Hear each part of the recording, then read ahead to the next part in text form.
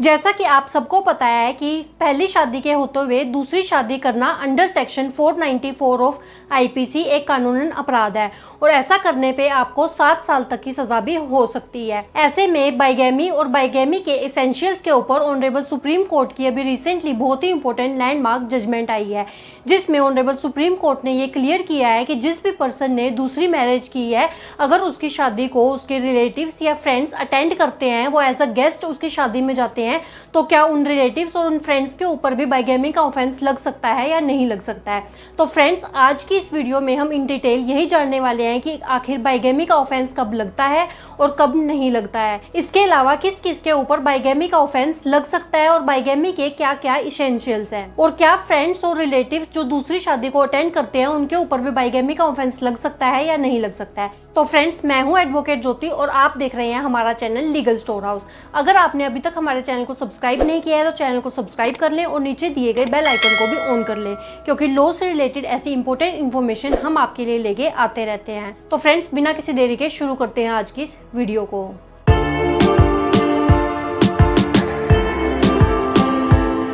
तो फ्रेंड्स, जिस केस में इस लॉ पॉइंट को डिस्कस किया गया है उसका नाम है S Nitin versus state of Kerala and others. अब हम इस केस के फैक्ट्स के बारे में जान लेते हैं। इस केस में हस्बैंड वाइफ की 2007 में शादी होती है और शादी के ऑलमोस्ट 3 साल के बाद 2010 में जो वाइफ है वो दूसरी शादी कर लेती है, जिसके बाद जो हस्बैंड है वो अपनी वाइफ के खिलाफ एक कंप्लेंट फाइल करता है कि मेरी जो वाइफ है उसने पहली शादी के चलते स्पेशल मैरिज एक्ट के तहत दूसरी शादी भी कर ली है। इसके साथ साथ हस्बैंड ने ना सिर्फ वाइफ बल्कि वाइफ के जो फ्रेंड्स हैं, रिलेटिव्स हैं, फैमिली मेंबर्स हैं, उनके खिलाफ भी बाइगैमी का ऑफेंस लगाया और हस्बैंड का ये कहना था कि बाइगैमी जो मेरी वाइफ ने कमिट की है उसके लिए इसके फ्रेंड्स एंड फैमिली मेंबर्स और रिलेटिव्स भी रिस्पॉन्सिबल है। ये इन सब की मिली भगत है, क्योंकि ये सब जो मेरी वाइफ के फ्रेंड्स हैं, रिलेटिव्स हैं, वो चाहते थे कि मेरी जो वाइफ है उसकी दूसरी शादी हो जाए। और हस्बैंड ने कहा कि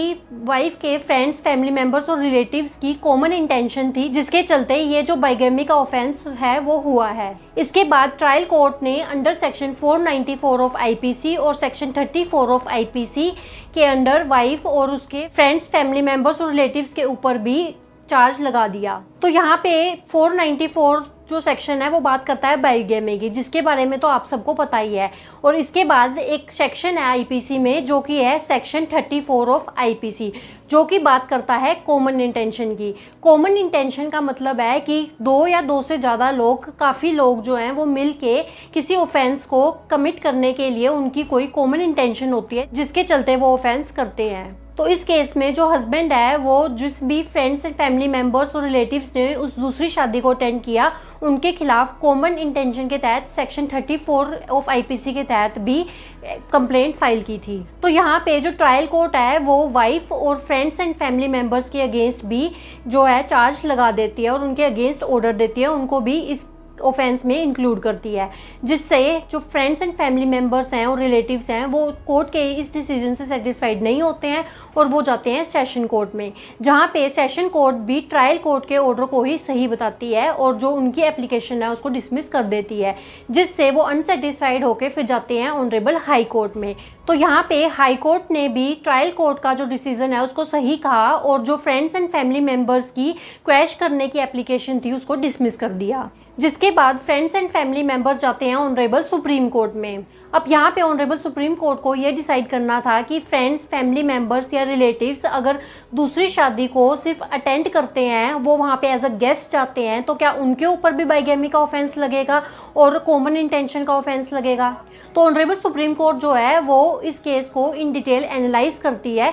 जिसके लिए ऑनरेबल सुप्रीम कोर्ट जो है वो सबसे पहले सेक्शन 494 आईपीसी जो बाइगैमी की बात करता है उसमें बाइगैमी की डेफिनेशन को इन डिटेल एनालाइज करती है, जिसमें साफ साफ ये लिखा गया है कि अगर कोई भी पर्सन पहली शादी के चलते दूसरी शादी कर लेता है तो वो पर्सन जिसने दूसरी शादी की है उसके ऊपर बाइगैमी का ऑफेंस बनता है, ना कि किसी और के ऊपर। इसके साथ साथ honourable supreme court Gopal Lal versus state of Rajasthan के केस को रेफरेंस में लेते हुए बाइगैमी के ऑफेंस के लिए 3 इसेंशियल्स बताती है, जिसके लिए सबसे पहला इसेंशियल है पहली शादी का होना और जो दूसरा इसेंशियल है वो है कि दूसरी शादी भी कपल्स की होनी चाहिए। और उसके साथ साथ तीसरी सबसे मेन कंडीशन ये है कि जो दोनों मैरिजेज हैं, फर्स्ट मैरिज और जिसने जो सेकंड मैरिज की है, वो दोनों ही शादी एक वैलिड मैरिज है अकॉर्डिंग टू पर्सनल लॉज। जो भी नेसेसरी सेरेमनीज एक वैलिड मैरिज के लिए चाहिए होती हैं वो उस शादी में हुई है, जैसे कि सप्तपति, 7 फेरे या फिर सिंदूर लगाना। ये सारी इसेंशियल नेसेसरी सेरेमनीज जो एक वैलिड मैरिज के लिए जरूरी हैं वो सब दूसरी मैरिज में और फर्स्ट मैरिज में भी की गई हैं, तभी जो है वो बाइगैमी का ऑफेंस बनता है। और इसके साथ साथ ऑनरेबल सुप्रीम कोर्ट ने कहा कि यहाँ पर फ्रेंड्स, फैमिली मेंबर्स और रिलेटिव्स के ऊपर अबैटमेंट ऑफ बाइगैमी का ऑफेंस नहीं लगा है, बल्कि कॉमन इंटेंशन का ऑफेंस लगा है। रही बात कॉमन इंटेंशन की, तो कॉमन इंटेंशन को प्रूव करने के लिए प्रिमाई फेसाई ये शो करना होता है कि जो फ्रेंड्स एंड फैमिली मेंबर्स हैं या रिलेटिव्स हैं, उन्होंने ना सिर्फ उस शादी को अटेंड किया बल्कि उनकी कॉमन इंटेंशन भी थी और वो रिस्पॉन्सिबल हैं उस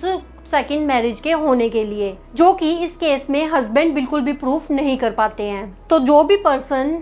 फ्रेंड्स हैं या फैमिली मेंबर्स हैं या रिलेटिव्स हैं, उनको पता होते हुए कि पहली शादी के चलते ये दूसरी शादी कर रहे हैं और वो उस शादी को अटेंड करते हैं, तो सिर्फ शादी को अटेंड करने से बाइगैमी का ऑफेंस उन पर्सन्स के ऊपर नहीं बनता है, वो सिर्फ वाइफ के ऊपर बनता है। इसलिए ऑनरेबल सुप्रीम कोर्ट जो है वो ट्रायल कोर्ट के ऑर्डर को क्वैश कर देती है। तो फ्रेंड्स, आई होप अब आपको क्लियर हो गया होगा कि अगर कोई भी पर्सन दूसरी मैरिज करता है और उस मैरिज में उसके फ्रेंड्स, रिलेटिव्स या फैमिली मेंबर्स उस शादी को सिर्फ अटेंड करते हैं, तो ऐसे में उनके ऊपर बाइगैमी का ऑफेंस नहीं बनेगा। तो फ्रेंड्स, अगर ये वीडियो आपको अच्छी लगी है तो वीडियो को लाइक करें, शेयर करें। अगर आपने हमारे चैनल को अभी तक सब्सक्राइब नहीं किया है तो चैनल को सब्सक्राइब कर लें। तो फ्रेंड्स, इस वीडियो में इतना ही। अपना कीमती समय हमें देने के लिए